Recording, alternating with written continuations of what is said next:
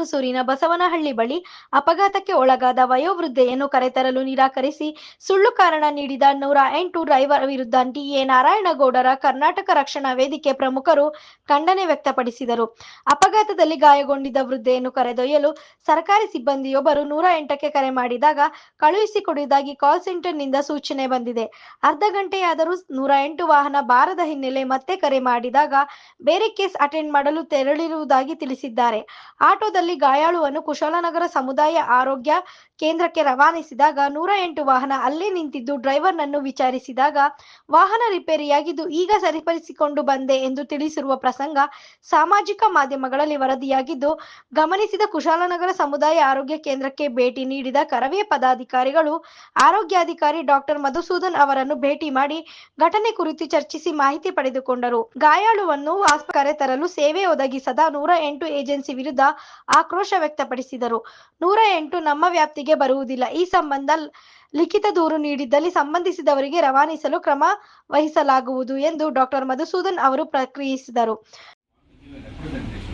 ಆ ಕಂಪನಿಗೆ ಒಂದು ರೆಪ್ರೆಸೆಂಟೇಷನ್ ಕೊಡಿ, ನನಗೂ ಒಂದು ಅರ್ಜಿ ಕೊಡಿ ಸರ್, ನಾನು ಬೇಕಾದ್ರೆ ಅದು ಫಾರ್ವರ್ಡ್ ಮಾಡಿ. ಇಲ್ಲ, ಅದು ಈ ಆರೋಗ್ಯ ಕೇಂದ್ರಕ್ಕೆ ಸಂಬಂಧಪಟ್ಟಿರೋದ್ರಿಂದ ನೀವೇ ಒಂದು ಬರ್ತಾರೆ. ನಿಮ್ಮಲ್ಲಿ ಸರ್ವಿಸ್ ಏನಿದೆ ಅದು ಬೆಳಗ್ಗೆ ಸತಿ ಬಂದವರು ಸೈನ್ ಹಾಕಿ ಅದು ಡಿಸ್ಪ್ಲೇ ಇರಬೇಕು. ನಿಮಗೆ ಮಾಹಿತಿ ಇಲ್ದಾನೆ ನೀವು ಆಟ ಆಡ್ತಾ ಇರೋದು ಜೀವಗಳ ಜೊತೆ. ನಾನು ಮಾತಾಡೋದು ಹೆಂಗೆ, ನಮ್ಮ ವಯಸ್ಸಂಗೆ ಬೇಜಾರು ಮಾಡಬೇಡಿ. ಜೀವ ಅದೇನೋ ಸತ್ತೋಗ್ಬಿಟ್ಟಿದ್ರೆ ಹೆಚ್ಚು ಕಡಿಮೆ ಆಗಿ ಸೀರಿಯಸ್ ಆಗಿದ್ರೆ ಹೊಣೆಗಾರಿಕೆ ಆಗಿ ಸರ್. ಈಗ ಫಾರ್ ಎಕ್ಸಾಂಪಲ್, ಈಗ ನೀವೇ ನಿಮ್ಮ ನಂಬರೇ ಯಾವುದೋ ಒಂದು ಆಂಬುಲೆನ್ಸ್ ಇಟ್ಕೊಂಡಿದ್ರೆ ನಾನೇ ನಿಮಗೆ ಕಾಲ್ ಮಾಡ್ತೀನಿ. ನೀವು ಆ ಟೈಮಲ್ಲಿ ನೀವು ಅವರಿಗೆ ಸಿಗೋದಿಲ್ಲ. ಈಗ ನನ್ನ ನಂಬರ್ ಗೊತ್ತಿಲ್ಲ, ಏನೂ ಇಲ್ಲ ಅಂತ ಅನ್ಕೊಳ್ಳಿ. ಅವಾಗ ಏನ್ ಮಾಡ್ತೀವಿ? ಸಿಗ್ಲಿಲ್ಲ ಅಂತ ಹೇಳ್ಬಿಡಿ, ಬೇರೆ ವ್ಯವಸ್ಥೆ ಆಗ್ತದೆ. ಅದೇ ಪ್ರಾಬ್ಲಮ್ ಸರ್. ನಂದು ಅವ್ರದ್ದು ಈಗ ನನ್ನ ಅಂಡರ್ ಅವರು ಕೆಲಸ ಮಾಡ್ತಾರೆ, ನನಗೆ ಕಂಟ್ರೋಲಿಗೆ ಬರೋದಿಲ್ಲ. ಅವರು ಅದೇ are under control of some the provide agency. ಆಯ್ತಾ ಸರ್? ಈಗ ನಾನು ಸಮನ್ ಮಾಡೋದಿತ್ತು, ಅಕಸ್ಮಾತ್ ಅವ್ರಿಗೆ ಆರ್ಡರ್ ಮಾಡೋದಿತ್ತು, I am nowhere responsible for that. ನಮ್ಮ ಹಾಸ್ಪಿಟಲ್ಗೆ ಆಂಬ್ಯುಲೆನ್ಸ್ಗೆ ಏನಾದ್ರು ರಿಕ್ವೈರ್ಮೆಂಟ್ ಬಂದರೆ I am ready to serve the people. But ಪ್ರೈವೇಟ್ನವರು ಏಜೆನ್ಸಿ ಇಟ್ಕೊಂಡಿರೋದ್ರಿಂದ ಅವ್ರ ಮುಖಾಂತರ ಏಜೆನ್ಸಿ ರನ್ ಆಗ್ತಿರೋದ್ರಿಂದ ನನ್ನ ಕಂಟ್ರೋಲ್ ಇರೋಲ್ಲ. ಅಕಸ್ಮಾತ್ ಆ ವಿಚಾರ ಅಕಸ್ಮಾತ್ ಪ್ರಾಬ್ಲಮ್ ಆಗಿದೆ ಅಂತ ಏನಾದ್ರು ನನಗೇನಾದ್ರು ಮಾಹಿತಿ ಸ್ಟಾರ್ಟಿಂಗ್ ಕಾಲ್ ಮಾಡಿದಾಗಲೇ ಹೇಳ್ಬಿಟ್ಟಿದ್ರೆ ಆಗಲ್ಲ ಅಂತ ಬೇರೆ ಏನಾದ್ರು ಆಕ್ಟಿವಿಟಿ ಮಾಡ್ಕೋತೀವಿ. ಗಾಡಿ ಬರ್ತದೆ ಅಂತ ಹೇಳ್ಬಿಟ್ಟು ಗಾಡಿಲೂ ಬರ್ತದೆ. ಆಮೇಲೆ ಲಾಸ್ಟ್ಗೆ ಗಾಡಿ ರಿಪೇರಿ ಅಂತ ಹೇಳಿದ್ರೆ ಯಾವ ಸರಿ ಇವರು ಆಸ್ಪತ್ರೆ ಇದ್ದಿರಂತ ಆಗ ಒಂದು ಕಂಪ್ಲೇಂಟ್ ಬಂದಾಗ ನಿಮ್ಗೆ ಬರಲೇ ಇಲ್ವಾ?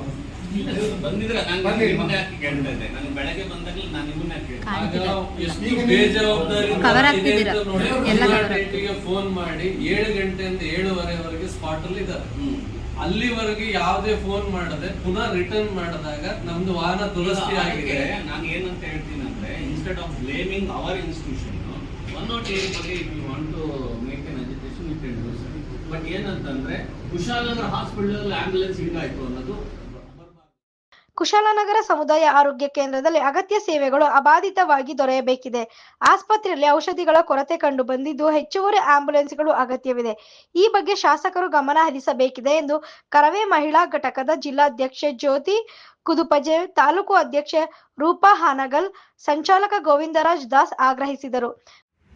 ಡಾಕ್ಟರ್ ಮಧುಸೂದನ್ ಅಧಿಕಾರಿನ ಭೇಟಿ ಮಾಡಿದ್ವಿ.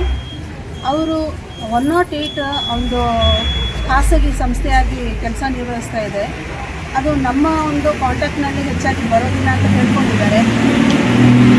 ಆ 108 ಡ್ರೈವರ್ಗಳು ಆ ಕಾಂಟ್ಯಾಕ್ಟ್ಗಳನ್ನ ನಾವು ಹೇಗೆ ಪಡ್ಕೊಳ್ಬೇಕು ಅಂತ ಹೇಳುವಾಗ ಅವ್ರು ಹೇಳಿದರು, ನಮ್ಮ ಕೊಡಗು ಜಿಲ್ಲೆಗೆ ಒಂದು ಪೆರಿಫೆರಿ ಅನ್ನೋ ಒಂದು ಸರ್ಕಲ್ ಇದೆ, ಅದರೊಳಗೆ ಅನೇಕ 108 ಕಾರ್ಯನಿರ್ವಹಿಸ್ತಾ ಇದೆ.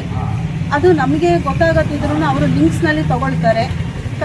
ಉದಾಹರಣೆಗೆ ಊಬರ್ಗಳು ಹೇಗೆ ಕಾರ್ಯನಿರ್ವಹಿಸ್ತಾ ಇದೆ ಆ ಥರ ಮಾಡ್ತಾ ಇದೆ ಅಂತ ನಮಗೆ ಒಂದು ತಿಳುವಳಿಕೆ ಕೊಟ್ಟಿದ್ದಾರೆ. ಈ ಒಂದು ಸರ್ಕಾರಿ ಆಸ್ಪತ್ರೆಯಲ್ಲಿ ಒಂದೇ ಒಂದು ಸಾರ್ವಜನಿಕಕ್ಕೆ ಇರುವಂಥ ಆ್ಯಂಬುಲೆನ್ಸ್ ಆಗಿದೆ, ಮತ್ತೊಂದು ನಗು ಮಗು ಅನ್ನೋ ಒಂದು ಪ್ರೆಗ್ನೆನ್ಸಿ ಇರೋರಿಗೆ ಒಂದು ವಾಹನ ಅಂತ ಇದೆ. ಅದೆರಡು ಸೌಲಭ್ಯ ಬಿಟ್ಟರೆ ಅವರು 108ನ ಅವಲಂಬನೆ ಆಗಿಲ್ಲ. ನಾವು 108ನ ಕಾಲ್ ಮಾಡಿದರೆ ಅದರ ತಿಳುವಳಿಕೆಗೆ ನಮ್ಮ ಸರೌಂಡಿಗೆ ಬರೋರನ್ನ ಕಾಲ್ ಮಾಡಿ ಕಾಂಟ್ಯಾಕ್ಟ್ ಮಾಡಿ ಕರ್ಕೊಂಡು ಹೋಗಬೇಕು. ನಮ್ಮ ಇದರಲ್ಲಿ ಸರಿಯಾದ ರೀತಿಯಲ್ಲಿ ಕ್ರಮ ಕೈಗೊಳ್ಳಬೇಕು ಅಂತ ಕೇಳ್ಕೊಳ್ತೀನಿ. ಸಿಬ್ಬಂದಿ ವರ್ಗದವರು ತುಂಬಾ ಕಡಿಮೆ ಇದ್ದಾರೆ, ಆದರೆ ಎಲ್ಲರಿಗೂ ಸಾರ್ವಜನಿಕರಿಗೆ ತುಂಬ ಕಷ್ಟ ಆಗ್ತದೆ. ಬಂದರೆ ಇಲ್ಲಿ ಎಷ್ಟೋ ಗಂಟೆಗಟ್ಟಲೆ ನಿಂತ್ಕೋಬೇಕು, ಡಾಕ್ಟ್ರು ಸಿಗೋದಿಲ್ಲ, ಅವರ ವ್ಯವಸ್ಥೆಗಳು ತುಂಬಾ ಇದಿದೆ. ಆದರೆ ಔಷಧಿನೂ ಕಡಿಮೆ ಇದೆ. 1 ವರ್ಷದಿಂದ ಅವರಿಗೆ ಔಷಧಿನೇ ಸಪ್ಲೈ ಆಗ್ತಿಲ್ವಂತೆ. ಆ ಥರ ಇದ್ದಾಗ ಇಲ್ಲಿ ಹಾಸ್ಪಿಟ್ಲಿಗೆ ನಂಬ್ಕೊಂಡು ಬಂದಾಗ ಅವರಿಗೆಲ್ಲ ತುಂಬ ಕಷ್ಟ ಆಗಬಾರ್ದಲ್ಲ. ಸಾರ್ವಜನಿಕರಿಗೆ ಸಹಕರಿಸೋದು ನಮ್ಮೆಲ್ಲರ ಕರ್ತವ್ಯನೂ, ಇಲ್ಲಿ ಹಾಸ್ಪಿಟ್ಲ್ ಅವರ ಕರ್ತವ್ಯನೂ ಕೂಡ.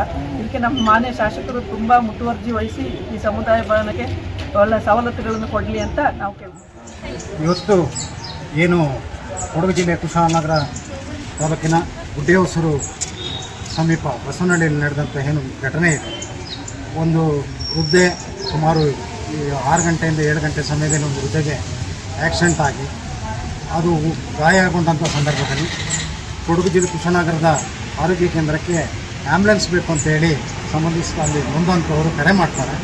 ಆಗ ಲಕ್ಷ್ಮಿ ಅಂತ ಹೇಳಿ ಒಂದು ಮಹಿಳೆ ಪರವಾಗಿ ಕಾಲ್ ಮಾಡಿದಾಗ ಇಲ್ಲಿ ಆ್ಯಂಬುಲೆನ್ಸ್ ಇಲ್ಲ ನಮ್ಮಲ್ಲಿ ಅಂತ ಹೇಳ್ತಾರೆ.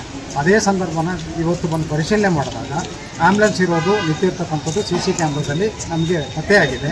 ಹಾಗಾಗಿ 108 ಏನು 108 ಏನು ವಾಹನ ಇಲ್ಲೇ ನಿಂತಿರ್ತಕ್ಕಂಥದ್ದು ನಮಗೆ ಖಾತ್ರಿ ಆಗಿದೆ. ಹಾಗಾಗಿ ನಾವು ವೈದ್ಯರನ್ನು ಕೇಳಿದಾಗ ಅದು ನಮಗೆ ಸಂಬಂಧ ಬರೋದಿಲ್ಲ ಆಸ್ಪತ್ರೆಗಳಿಗೆ.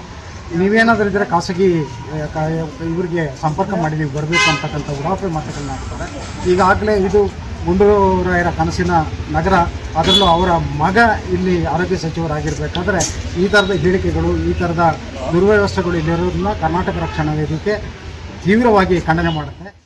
ಕರವೇ ನಗರಾಧ್ಯಕ್ಷ ಯೋಗೇಶ್ ನೇತೃತ್ವದಲ್ಲಿ ರಾಜ್ಯ ಸಂಚಾಲಕಿ ದೀಪಾ ಪೂಜಾರಿ, ನಗರ ಉಪಾಧ್ಯಕ್ಷ ರವಿ DN, ಜಿಲ್ಲಾ ಮಹಿಳಾ ಪ್ರಧಾನ ಕಾರ್ಯದರ್ಶಿ ದಿವ್ಯಾ ದೇವಂಗ, ಮಡಿಕೇರಿ ಕ್ಷೇತ್ರ ಅಧ್ಯಕ್ಷ ಆನಂದ್ ಕನ್ನಡಿಗ, ಕ್ಷೇತ್ರ ಪ್ರಧಾನ ಕಾರ್ಯದರ್ಶಿ ಮುರಳಿ, ತಾಲೂಕು ಉಪಾಧ್ಯಕ್ಷ ಫಯಾಜ್, ಪ್ರಧಾನ ಕಾರ್ಯದರ್ಶಿ ಶೈಲಾ ದೇವಂಗ, ಹೋಬಳಿ ಅಧ್ಯಕ್ಷ ರಾಜೇಶ್ ಕೂಡಿಗೆ, ಮಹಿಳಾ ನಗರಾಧ್ಯಕ್ಷೆ ಅನಿತಾ ದೇವಂಗ, ತಾಲೂಕು ಕಾರ್ಯದರ್ಶಿ ರಾಕೇಶ್ PB, ತಾಲೂಕು ಖಜಾಂಚಿ ರೊನಾಲ್ಡ್, ಸದಸ್ಯರುಗಳಾದ ಲಕ್ಷ್ಮಿ, ಯಶೋಧ ಮತ್ತಿತರರು ಇದ್ದರು.